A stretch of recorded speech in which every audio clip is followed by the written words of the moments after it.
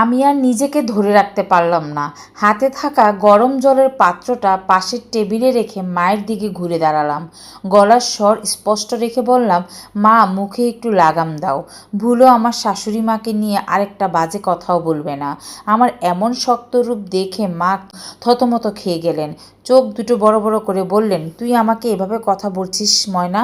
নিজের পেটে জন্মদাত্রী মাকে তুই একজন পর মানুষের জন্য অপমান করছিস? পর মানুষ? আমি তিতকুটে একটা হাসি দিলাম আর বললাম, হ্যাঁ মা, রক্তের বিচারে উনি হয়তো বা আমার পর, কিন্তু জীবনের বিচারে উনি আমার সবচেয়ে বড় আপনজন। যে মেয়েটাকে তোমরা সামান্য খাবার খাওয়ার জন্য অবহেলা করছো, টিফিনে টাকার জন্য যে মেয়েটা বারান্দায় তৃষ্ণার্ত চোখে দাঁড়িয়ে থাকতো, সেই মেয়েকে আজ বিসিএস ক্যাডার বানানোর পেছনে ওনার অবদান সবচেয়ে বেশি। আমার কথাগুলো শুনে ঘরের ভেতর থেকে শাশুড়ি মা ও শ্বশুরমশাই বের হয়ে এলেন। আমার বাবাও এসে দাঁড়িয়েছেন সেখানে। আমি মায়ের চোখের দিকে সোজা তাকিয়ে বললাম, এসএসসি পরীক্ষার পর যখন আমি কেঁদে কেঁদে তোমার পায়ে ধরেছিলাম একটু পড়ার সুযোগের জন্য, তোমরা সোজা বলে দিয়েছিলে মেয়ে মানুষের আবার পড়ালেখার কী দরকার। অথচ এই পরিবারের মানুষগুলো আমাকে নিজের মেয়ের মতো আগলে রেখে পড়ার টেবিলে দুধ দিয়েছে।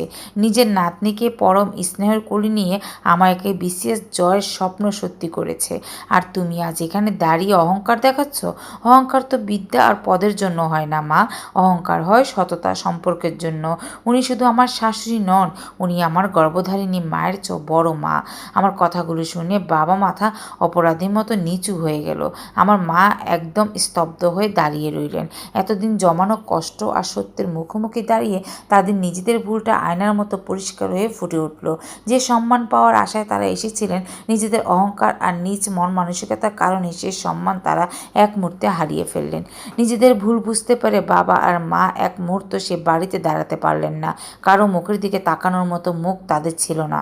রাতটুকু কাটিয়ে ভোরের আলো ফোটার আগে তারা নিঃশব্দে শ্বশুরবাড়ি ছেড়ে চলে গেলেন। আমি তাদের আটকাইনি, কারণ যে সম্মান ভালোবাসা বদলে অহংকার থেকে আসে, সে সম্মানের কোনো মূল্য আমার কাছে নেই। কয়েক মাস পর গেজেট প্রকাশ হলো। সহকারী কমিশনার হিসেবে আমার প্রথমে পোস্টিং হলো এক প্রশাসনিক জেলায়। তবে নতুন কর্মস্থলে আমি একা যাইনি। বিসিএসের প্রথম বেতনে টাকা দিয়ে কেনা নতুন শাড়িটা শাশুড়ি মায়ের হাতে তুলে দিয়ে বলেছিলাম, মা, এই ময়না যত বড় অফিসারই হোক না কেন, আপনার পায়ের জল ঢেলে দেওয়ার অধিকার যেন আমার সারা জীবনই থাকে। আমার নতুন শহরে আপনাকে ছাড়া আমি এক পাও নড়ব না। আজ আমি সরকারের একজন দায়িত্বশীল কর্মকর্তা। জেলা প্রশাসকের কার্যালয়ে আমার নামের পাশে ঝলমল করছে সহকারী কমিশনার পদটি। কিন্তু দিন শেষে যখন অফিস থেকে ফিরে আসি, তখন ঘরের দরজায় দাঁড়িয়ে থাকি আমার ভালোবাসার মানুষ জাহেদ।